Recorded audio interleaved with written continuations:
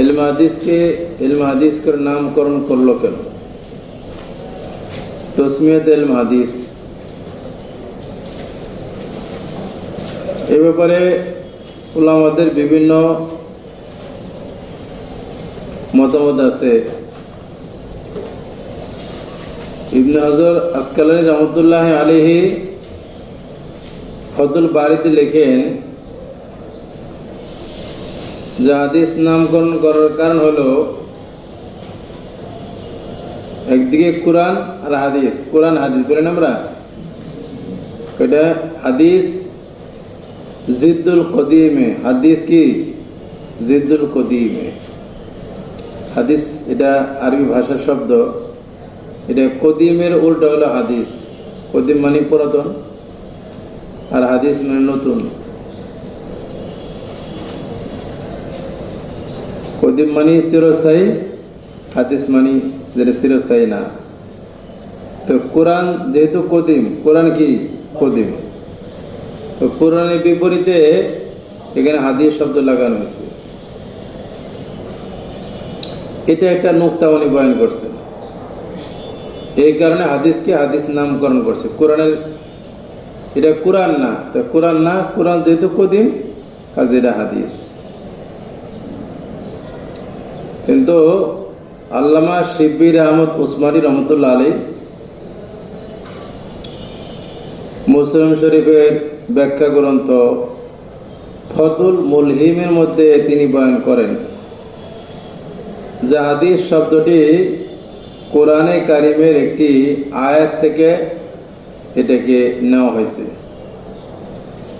কোরআনে কারিমের একটি আয়াত থেকে নেওয়া হয়েছে। আল্লাহ রাব্বুল আলামিন বলেন, ওয়াম্মা বিনিআমাতি রাব্বিকা ফাহাদ্দিস।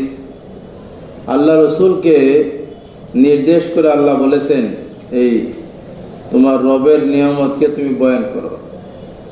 তো বয়ান করো এই কথাটা হাদিস দিয়ে, হাদিস শব্দ দিয়ে বলেছেন। কাজী যেহেতু বয়ান শব্দটাকে হাদিস দিয়ে হুকুম করেছেন, হাদিস থেকে হাদিস, তাহলে বয়ানের নাম এখানে হাদিস রাখা হয়েছে।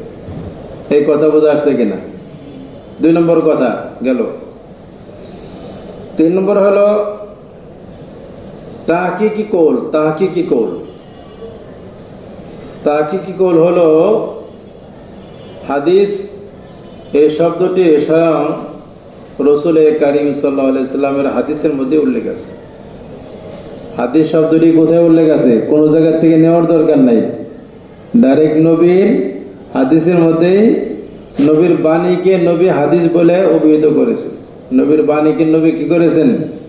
হাদিস বলে অভিহিত করেছেন। এক হাদিসের মধ্যে আছে, হাদিসু আন্নি ওয়ালা হারাজা। হাদিসু আন্নি ওয়ালা হারাজা, আমার পক্ষ থেকে হাদিস বয়ান করো, কোনো সমস্যা নেই। কারো প্রত্যেকের কলমের দিকে তাকিয়ে দেখি, কলম যে কি বলে আল্লাহ পাক ভালো জানে, কলম চলে না।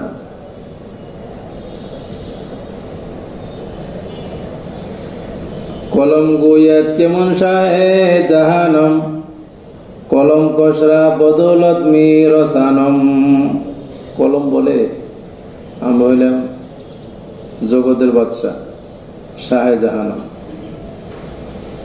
যে আমাকে চালাইতে পারবে, ওকে বোধ সম্পদ দান করো। চালানো শিখতে হবে, খালি ঘুরবে, ছাত্ররা ঘুরবে।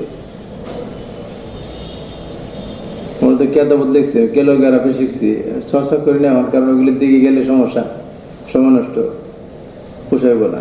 কিন্তু 10 বছর পর্যন্ত লিখছি। বলার আগে আমি যদি তোমাদেরকে বলি, আমি 3-4 বার লিখতে পারবো, তোমরা একবার লিখতে দেখো খুব অসুবিধা হয়, চিন্তা ভাবনা করতে কেমনে লাগবে।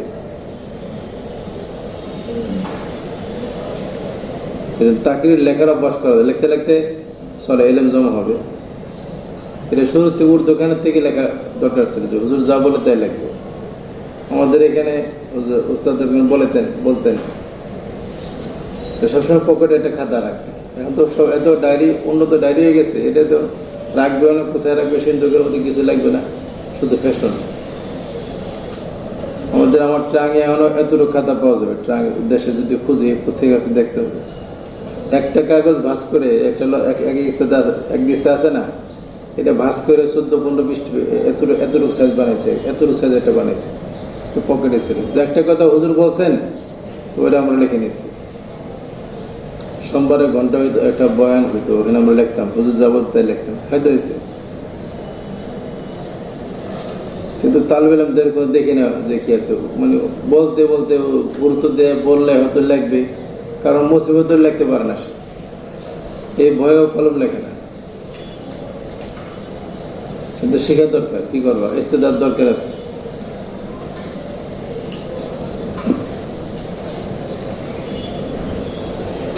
তাহলে কি হলো কথা,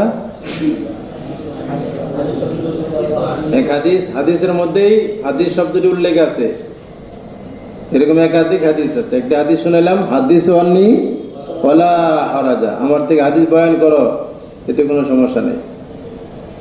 আর অন্য হাদিসের মধ্যে আছে, আল্লাহ রসুল বলেন, যেটা আমি শুরুর দিন বলেছিলাম, ফজিলতে হাদিসের মধ্যে রসুল দোয়া করেছেন, আল্লাহুম্মা আরহাম খুলাফাই, ক্বালু ইয়া রাসূলুল্লাহ মান খুলাফাউ, ক্বালা আল্লাযীনা ইয়ারবুনা হাদিসি ওয়া ইউআল্লিমুনা আন-নাসা। কই মুখস্থ করো নাই তো, তুই সেটা হাদিস মুখস্থ করা দরকার। এই যে আল্লাহ দয়া করো ওই সমস্ত আমার উম্মতের উপরে, আমার খোলাফাদের উপরে, খলিফা তাদের উপরে তুমি দয়া করো। তাহলে বোঝা গেছে, নবীর খলিফার কথা বললাম, আল্লাহর খলিফা হওয়া যায়। পীর সাহেব শুধু খেলাফত দেয় না, পীর সাহেব রেডি করে দেয়, আসলে খেলাফত নবী দিবে আর খেলাফত আল্লাহ দিবে, এটার প্রচলন কম। কারণ আল্লাহর খেলাফত পাইতে হলে, নবীর খেলাফত পাইতে হলে যোগ্য হইতে হবে। এটা যে ওই যোগ্য করে তৈরি করে যদি উস্তাদ না দেয়, তাহলে আল্লাহর খেলাফত দিবে না, তো উস্তাদের আরো কোদানি মারবে, অযোগ্য লোকেরা আমার কাছে পেশ করছে। আসল খেলাফত হলো এটা আল্লাহর থেকে হয়, তাহলে ওই লোক দিয়ে অনেক কিছু হয়।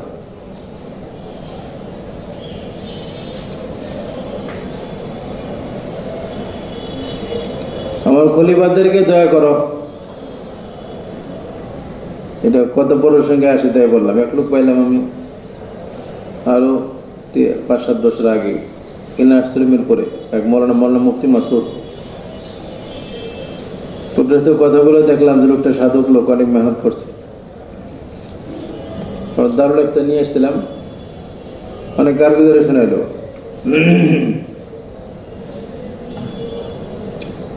তো ওনার থেকে যে শুনলাম, পড়াশোনা সব করছে, বাংলাদেশের যত পড়া নিউটন থেকে পড়ছে, অনেক লাইনে পড়ছে, কিন্তু সে একটা ইউনিয়নে সে মেহনত করে, তাবলিগি করে। অনেক কথা শোনাইলো। এর একটা ইউনিয়নের মধ্যে কোনো যাত্রা, জামাত ইসলাম, আহলে হাদিস কোনো বাতিল নাই, কোনো গান বাদ্যযন্ত্র না, একটা ইউনিয়নের মধ্যে সে জিহাদ করছে, মেহনত করছে।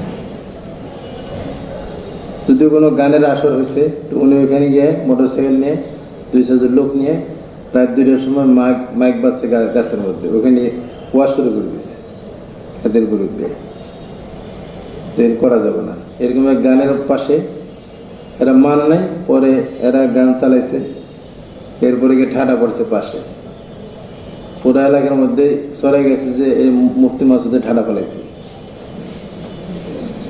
এর বোধ যুদ্ধ কথা শোনাইছে আর কি, বোধ নেতা আওয়ামী লীগের লোকজন এরকম খুন করে দিয়েছে, ঠিক আছে মারেন। তো উনি যেটা আধ্যাত্মিক একটা কথা বললো, এটা আশ্চর্য হওয়ার মতোই অবস্থা বাংলাদেশে। বলে যে উনি সমস্ত কার্যকলাপ, প্রত্যেকটা কাজ সরাসরি আল্লাহ রাসূল সাল্লাল্লাহু আলাইহি ওয়াসাল্লামের কাছ থেকে পরামর্শ নিয়ে করেন। সুবহানাল্লাহ, এর একটা সুন্দর কথা। একটা একটা ক্লাস এরকম আছে, সেটা আমি বুঝি তাই বলা। এর লোকও আছে, এরকম অনেক লোক আছে, একজন নয়, একজন আমাদের সিলসিলায় বললাম, এরকম আরো অনেক লোক আছে। সরাসরি আল্লাহর পরামর্শ, রসুলের পরামর্শ ছাড়া সে কদম ওঠায় না, কোনো কাজ করে না।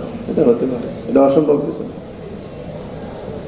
এটা বুঝলাম। খলিফা যে সত্যি খলিফা, এটা ঠিক আছে, ওইটা ডাইরেক্ট অনুমোদন নিয়ে কাজ করতে এত সমস্যা নেই, তার সবটাই রেজাল্ট। কত বড় সঙ্গে আসে তাই বুঝাইলাম, বাস্তবতা ছাড়া তো আসলে বাস্তবতা বোঝা মুশকিল। আমরা কোরআন হাদিসে অনেক কিছু খালি কাল্পনিক পড়তে পড়তে খালি ডালের মধ্যে রয়ে গেছে কথা। এগুলি যে আমার করা দরকার, বোঝা দরকার, এগুলি যে হওয়া দরকার, বাস্তবতে আছে, বাস্তবতে সম্ভব, এটাও আকলে ধরে না। অথচ আমি কামিল হয়ে গেলাম, পড়া শেষ করে ফেললাম। এটা খুবই আশ্চর্য বিষয়, সেটা বোঝা যায়। হলো কি এমনও চিন্তা আছে, আমার সে বয়স একটু কম হতে পারে, আমি এখন আরেকজন পড়ছি, আমাদের মরা নামে সম্ভব, মরার কথা না, যে আমি ব্রিটিশ আমলের কথা বললাম।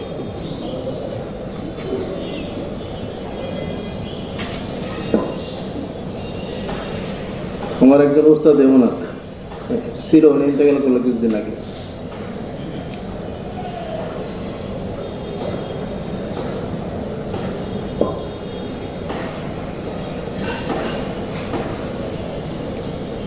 আমার খলিফাদেরকে আল্লাহ দয়া করেন, কারণ আপনার খলিফা যারা আমার হাদিস বয়ান করে, তাহলে যেখানে হাদিস শব্দ পাওয়া গেল। আর একটা হাদিস শোনায়, রসুল বলেন,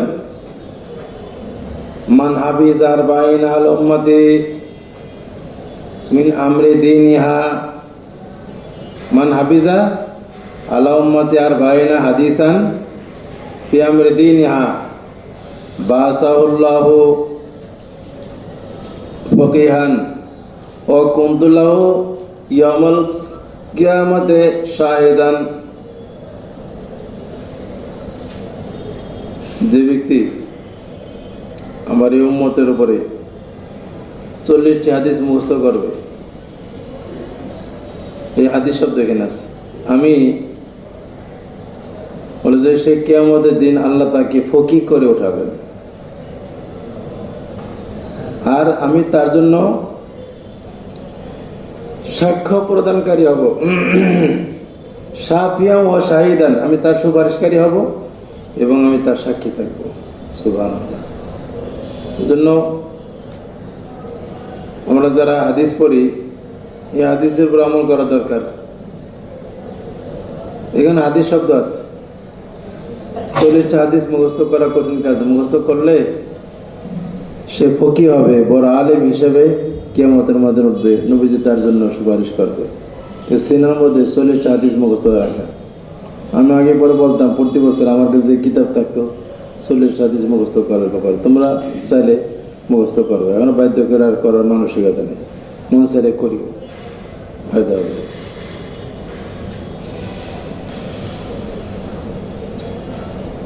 তাহলে এখান থেকে বোঝা গেল স্বয়ং হাদিসের মধ্যে হাদিস শব্দ উল্লেখ আছে, নবীজি হাদিস বলেছেন, কথা ঠিক না? তাহলে এটাই তাহকিকি কৌল। হাদিসে যেহেতু হাদিসকে হাদিস বলা হয়েছে, এই জন্য এলেমের নাম হাদিস করে রাখা হয়েছে, এলেমে হাদিস রাখা হয়েছে। আরেকটি কথা জানা দরকার, এই ইস্তেলাহগুলি পরিষ্কার জানা দরকার। হাদিস, খবর, আসর, হাদিস, খবর, আসর। তোমাদেরকে ফায়দা হইতেছে নাকি? ক্লিয়ার হইতেছে অনেক বিষয়। হাদিস, খবর, আসর। প্রথম হলো হাদিস আর খবর নিয়ে আমরা বলবো। এই দুইটা শব্দের মর্ম কি, এক না ভিন্ন? হাদিস আর কি খবর। এখানে হাদিস আর খবরের বিষয়ে এই দুইটি শব্দ নিয়ে ইখতিলাফ আছে, বিভিন্ন আকওয়াল আছে, মতামত আছে। बास मुहद्दिस ने बोलेছেন मुरादेफ है हदीस और खबर ये दोनों अल्फाज मुरादेफा में से है। হাদিস এবং খবর দুইটা কি রে? আলফাজে মুরাদিফ। মুরাদিফ মানে কি? রদিফ দুধের বাচ্চা, এক বাচ্চা আরেক বাচ্চার সাথে একই মায়ের দুধ খায়, এর রদিফ বলে। তাহলে শব্দ এক, শব্দ একাধিক, অর্থ এক, এটাকে হলো মুরাদিফ। শব্দ একাধিক, অর্থ এক। শব্দ এক, আচ্ছা, শব্দ একাধিক, অর্থ এক, মুরাদিফ। তাহলে হাদিস আর খবর শব্দ দুইটি, অর্থ এক, তাহলে এখানে কোনো ইশকাল নেই। আর বাস কেউ বলেছেন যে না, ये दोनों में तजाद है, ये दोनों में तजाद है। এটা বিপরীত শব্দ, প্রত্যেকটার অর্থ ভিন্ন ভিন্ন। ওই পিছনে পরে শাসা বসে রয়েছে, বলতে হবে। শুনতেছ? এখানে দুইটা তাজাত। তাজাত কিভাবে? হাদিস বলা হয় আকওয়ালুর রসুল ও আফআলুর রসুলকে। রসুলের আকওয়াল আফআলকে হাদিস বলে। আর খবর বলে রসুলের গায়ের অন্য কারো আকওয়াল আফআলকে খবর বলে। রসুল ছাড়া সাহাবা তাবিন অন্যদের আকওয়াল আফআলকে কি বলা হয়? খবর বলা হয়। আর শুধু রসুলের আকওয়াল আফআলকে হাদিস বলে। তাহলে সম্পূর্ণ বিপরীত না? আর কথা বলে না কেন? বিপরীত হয়েছে। বোঝা আসছে নাকি? রসুলের আকওয়াল আফআলকে হাদিস বলে, আর গায়ের রসুলের আকওয়াল আফআলকে খবর বলে। এ হলো দুইটা মত। 3 নম্বর হলো উমুম খুসুস মুতলাক। উমুম খুসুস মুতলাক। উমুম খুসুস মুতলাক কি? হাদিস খাস আর খবর হচ্ছে আম। হাদিস বলা হয় রসুলের আকওয়াল আফআলকে হাদিস বলে, আর খবর আম। খবর রসুলের আকওয়াল আফআল হোক অথবা গায়ের রসুলের আফআল আকওয়াল, এটা খবর বলে, খবর আম। এই কথা বোঝা আসছে নাকি? তাহলে হাদিস কাকে বলে? হাদিসের রসুলের আকওয়াল আফআল, আর খবর রসুল এবং গায়ের রসুলের আকওয়াল আফআলকে খবর বলে, এটা আম। তাহলে এটাকে বলে উমুম খুসুস মুতলাক। একটা আম আর একটা খাস। তাহলে 3টা পোল পেলাম। একটা হলো কি? মুরাদেফ। 2 নম্বর তাজাত, আর 3 নম্বর কি? উমুম খুসুস মুতলাক। এই 2 শব্দের মধ্যে 3 রকম মত আছে। হয়েছে?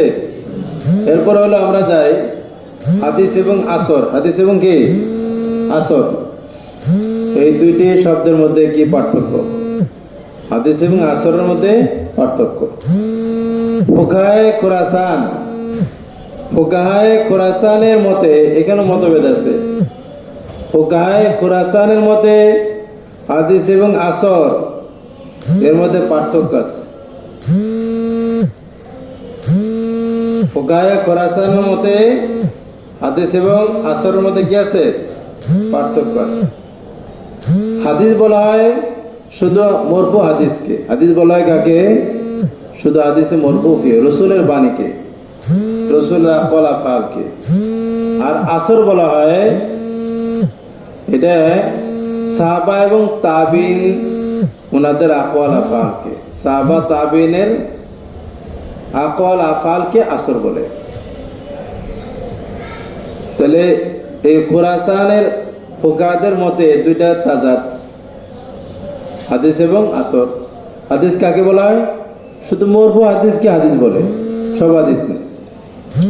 মকতু, যেটা সাহাবার উপর মকতু, মরফু না, সেটা হাদিস শব্দ বলা হবে না ওইটার ক্ষেত্রে। তাহলে ফুকাহায়ে খোরাসানের মতে হাদিস এবং আসরের মধ্যে পার্থক্য আছে। হাদিস কাকে বলা হয়? শুধু মরফুকেই হাদিস বলা হয়, যেটা রসুল থেকে সরাসরি বর্ণিত। আর যেটা সাহাবায়ে কেরাম, সাহাবা তাবিনদের উপরে তার থেকে বর্ণিত, এটা মুক্ত, সেটা হাদিস নয়, সেটাকে আসর বলা হয়।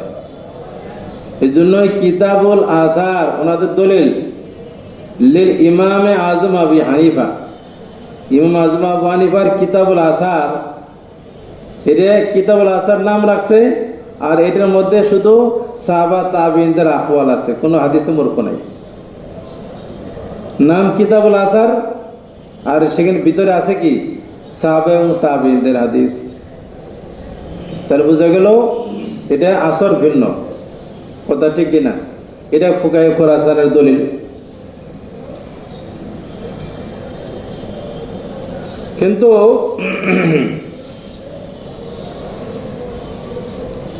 এমনিভাবে ইমামে গাজালি রহমতুল্লাহ আলাইহি ইহইয়াউল উলুমের মধ্যেও উনি এই দুইটি শব্দের মধ্যে পার্থক্য করেছেন। ইমাম গাজালি রহমতুল্লাহ আলাইহিও ফুকায়ে খোরাসানের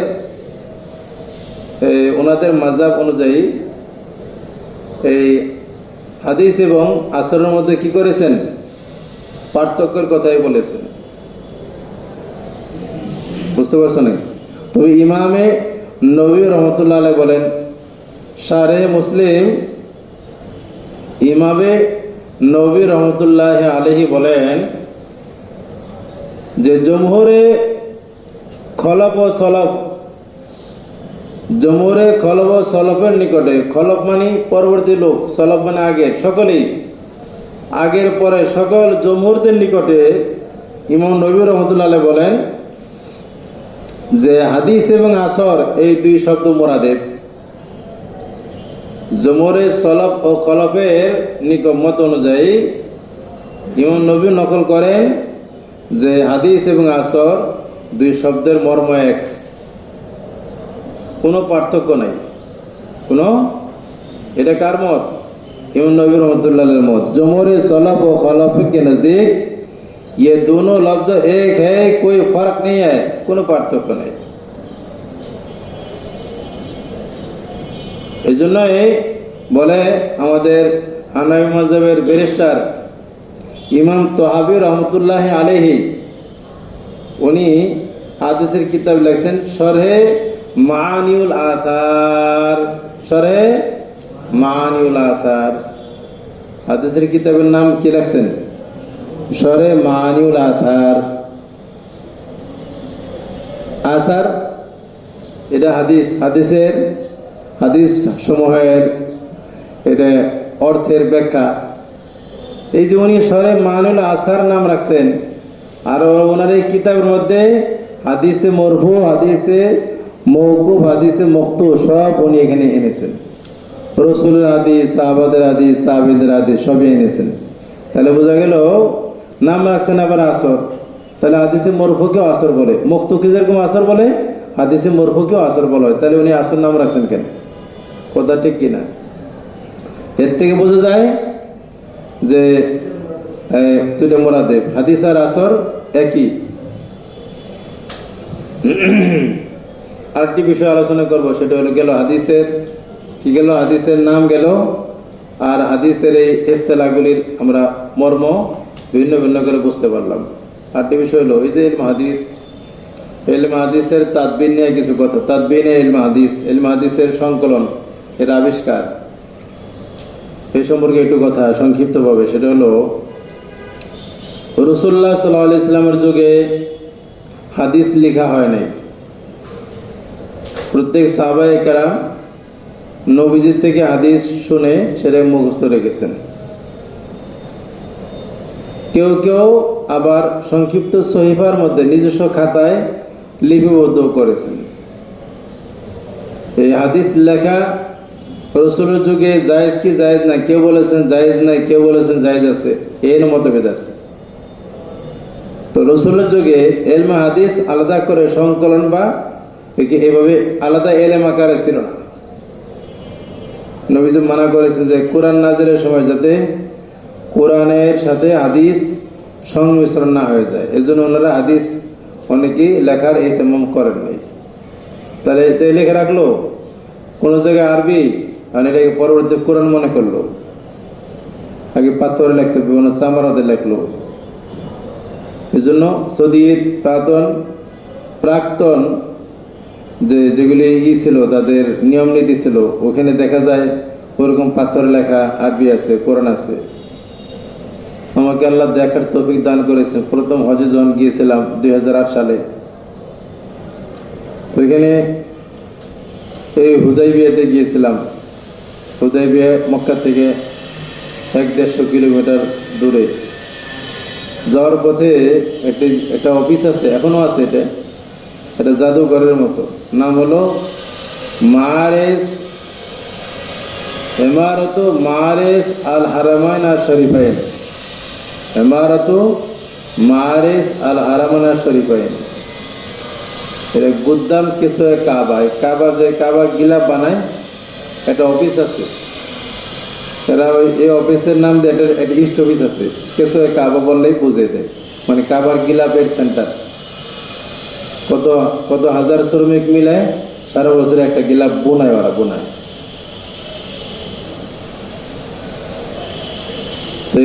এই কেশোয় কাবার সামনে গুদ্দাম কেশোয় কাবা, এর পরের ইস্ট অফিস সামনে গেলে এই ঠিকানাটা আছে। তো ওখানে যাওয়ার তো গিয়ে দেখলাম এখানে অনেক পুরাতন অনেক কিছু দেখে মনের মধ্যে ইতমিনান লাগছে। যেন এক নম্বরে ওরা একটা জাদুঘর মধ্যে রাখছে, এক নম্বরে একটা পাথরের মধ্যে খোদাই করে লেখা আছে সূরা ইখলাস, কুল হুয়াল্লাহু আহাদুল্লাহু সামাদ লাম ইয়ালিদ ওয়া লাম ইউলাদ ওয়া লাম ইয়াকুল লাহু কুফুয়ান আহাদ। এটা একটা গ্লাসের মধ্যে রাখছে, পাথরে খোদাই করে লেখা আছে, এটা অনেক আগের যুগের লেখা। তারপরে মশক পড়ছে, তোমার মশক, মশক তো নাই। সৌদি আরবের বদনাগুলি মশকের ডিজাইন দেখলে মশক মনে হয়, কিন্তু এই মশক ওখানে রাখা আছে, চামড়ার মশক। দেখছি প্রথমে খালি মশক মশক, নিচ দিয়ে খুলে দাও, উপর দিয়ে খুলে দাও, মাসাইল পড়াইছে হেদায়ের মধ্যে। তো এই মশক এখানে চামড়ার হুবহু মশক রাখা আছে জাদুঘরের মধ্যে, কিন্তু ব্যবহার নাই। আরো আরো অনেক জিনিস আছে।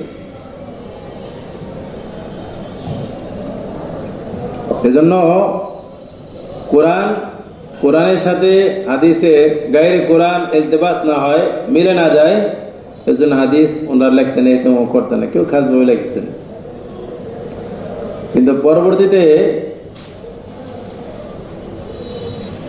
99 হিজরিতে প্রথম মুজাদ্দিদ হযরতে উমর ইবনে আব্দুল আজিজ রহমতুল্লাহি আলাইহি, উনি যখন খলিফা হলেন 99 হিজরিতে, তো উনি সমস্ত আতরাফের মধ্যে ওনার রাষ্ট্রে সব জায়গায় চিঠি লেখা পাঠাইলেন হাদিস সংকলন করার ব্যাপারে। কি করলেন? চিঠি লেখা পাঠাইলেন। আবু বকর ইবনে হাজমকেও তিনি চিঠি লিখেছেন এবং উনি বলেছেন, উনজুর মা কানা মিন হাদিস রাসূলুল্লাহ সাল্লাল্লাহু আলাইহি ওয়াসাল্লাম ফাকতুবহু ফাইন্নী খিফতু দুরুসাল ইলম ওয়া যিহাবাল উলামা। আবু বকর ইবনে হাজমের কাছে লিখে পাঠালেন যে মা কানা মিন হাদিস, উনজুর মা কানা মিন হাদিস রাসূলুল্লাহ সাল্লাল্লাহু আলাইহি ওয়াসাল্লাম, রাসূল হাদিস থেকে কি পাওয়া যায় দেখো, সেটা লেখো, কারণ আমি এলেম উঠে যাবে, দুরুস মিটে যাবে, এলেম মিটে যাবে ভয় করতেছি, আর উলামায়ে কেরাম সব শেষ হয়ে যাবে। তাই আলেমদের কাছেই তো আছে এখানে যারা হাদিসের আলেম, কাজে দ্রুত হাদিস লেখো। এরকম উনি সব জায়গায় সমস্ত শহরে আরবে চিঠি লিখে হুকুম দিয়েছেন হাদিস লেখার জন্য। আবু বকর ইবনে আজম রহমতুল্লাহ আলাইহি ওনার নির্দেশ পেয়ে হাদিস সংকলন করেছেন, জমা করেছেন। এই হিসেবে ওনাকে প্রথম মুতাবেনে ইলমে হাদিস বলা হয়, আবু বকর ইবনে আজমকে। কিন্তু এটাও তারিখে আছে যে উনি হাদিস লেখার পরে ওই হাদিস উমর ইবনে আব্দুল আজিজের কাছে পৌঁছার আগেই 101 হিজরিতে নির্দেশ পর 2 বছর পরে ওনাকে বিষ পান করিয়ে ওনাকে শহীদ করে দেওয়া হয়েছে। এই জন্য হাফেজ ইবনে হাজার আসকালানী রহমতুল্লাহ আলাইহি উনি বয়ান করেছেন, ইবনে আজমকে যেরকম নির্দেশ দিয়েছিলেন এরকম ভাবে ইবনে জোহরিকেও, আব্দুল্লাহ ইবনে শিহাব জোহরি রহমতুল্লাহ আলাইহিকেও উমর ইবনে আব্দুল আজিজ নির্দেশ দিয়েছিলেন।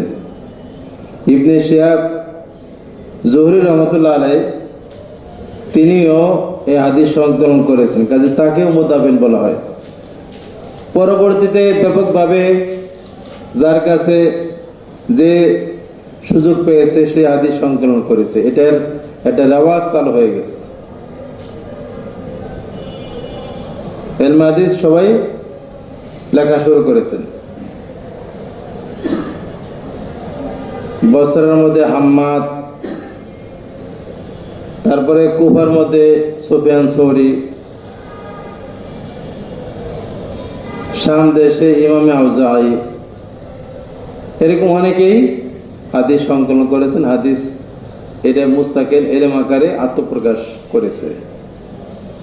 একটা সংক্ষিপ্ত চিত্র বললাম হাদিসের। আরেকটি বিষয় হলো তাহাম্মুলে হাদিস অথবা তাহসিলে হাসিল। তাহসিল হাদিস, হাদিসকে শিক্ষা গ্রহণের পদ্ধতি সম্পর্কে কিছু কথা জানা দরকার। এটা গুরুত্বপূর্ণ এক ইলম। এটা শিক্ষা পদ্ধতি তাহাম্মুল অথবা তাহসিলে ইলম হাদিস, এই সম্পর্কে কিছু কথা। কোন উস্তাদ কোন শায়েখ থেকে ইলম হাদিসকে হাসিল করা, এটাকে মুহাদ্দিসিনদের পরিভাষায় তাহাম্মুলে হাদিস বলে। বলো, কি বললাম? কাকে? কোন শায়েখ থেকে হাদিসকে হাসিল করা, অর্জন করাকে মুহাদ্দিসিনদের পরিভাষায় কি বলে? তাহাম্মুলে হাদিস বলা হয়। এই যে তোমরা এখানে বসছো, এখানে হাদিসের উস্তাদ থেকে হাদিস তোমরা নিতেছো, এরা হাদিসকে তাহাম্মুল করতেছো অথবা তাহসিলে ইলম হাদিস, ইলম হাদিসকে হাসিল করতেছো, এটাকে তাহাম্মুল হাদিস বলা হয়। শিক্ষা গ্রহণ করাকে তাহাম্মুল হাদিস বলে। এই শব্দটা অনেক জায়গায় আসে। মানে তাহাম্মুল হাদিসের একাধিক পদ্ধতি আছে। হাদিস শিক্ষা গ্রহণ করার কি আছে? একাধিক পদ্ধতি আছে। এক নম্বর পদ্ধতি হলো আস-সামা। এক নম্বর পদ্ধতির নাম নোট করো, এটা অনেক জায়গায় খুঁজে পাবা না। এক নম্বর পদ্ধতি কি? আস-সামা, শোনা। উস্তাদ পড়বেন আর শাগির্দ শুনবে। উস্তাদ হাদিস পড়বেন আর শাগির্দ শুনবে। এই পদ্ধতির নাম হলো সামা।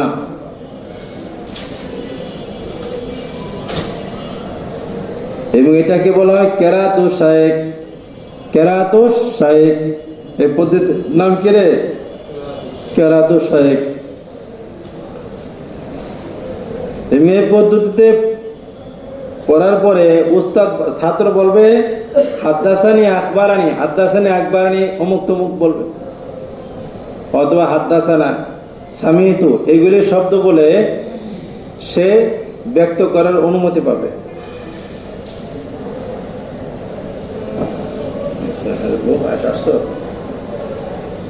ঠিক আছে, ক্লাস শেষ করে দেবো। ঠিক আছে।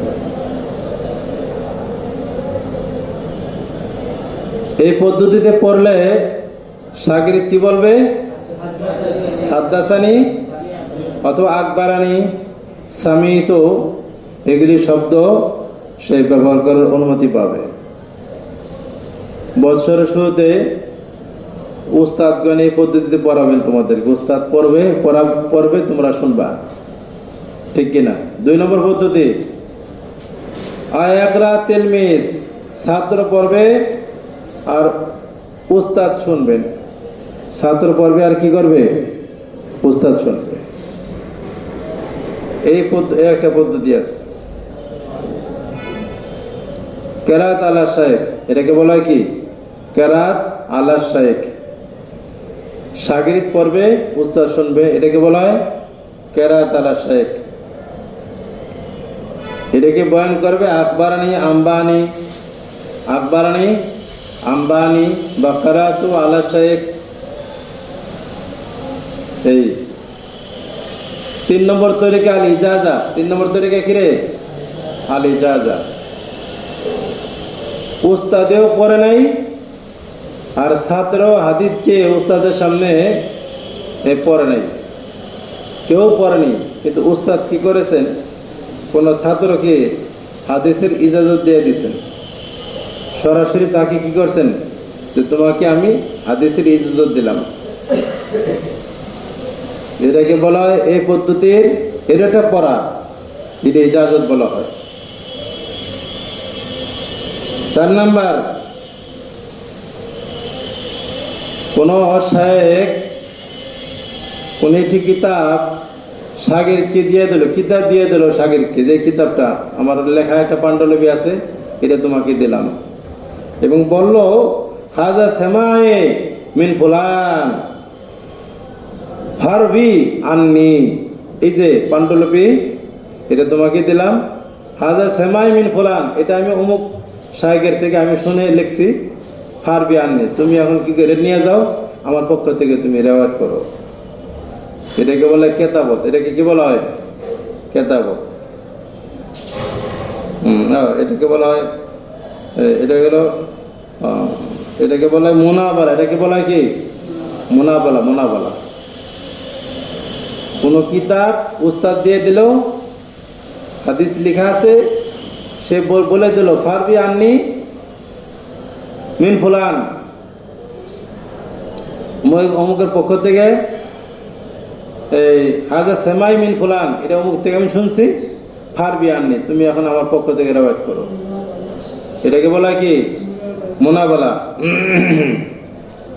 5 নম্বর, শাগির্দ আছে অনেক দূরে, উস্তাদে কোন একখানা হাদিস লেখে বা একাধিক হাদিস লেখে শাগির্দের কাছে পাঠিয়ে দিল এবং বলল যে তুমি এটা তোমার কাছে লিখে দিলাম, তুমি এখানে রেওয়ায়াত করো। এটাকে বলে মুকাতাবাত। এটাকে কি বলা হয়? মুকাতাবাত। 6 নাম্বার, শাগির্দ গায়েব আছে,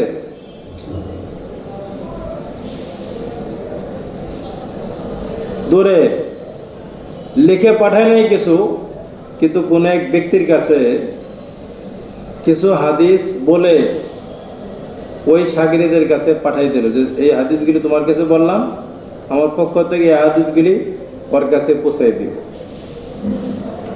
কোন ব্যক্তির ওয়াসিতায় শাগির্দের কাছে হাদিস লিখে ছাড়া পাঠানো, বয়ান করে দেওয়া, এটাকে বলা হয় মুরাসালা। এটা কি বলা হয় রে?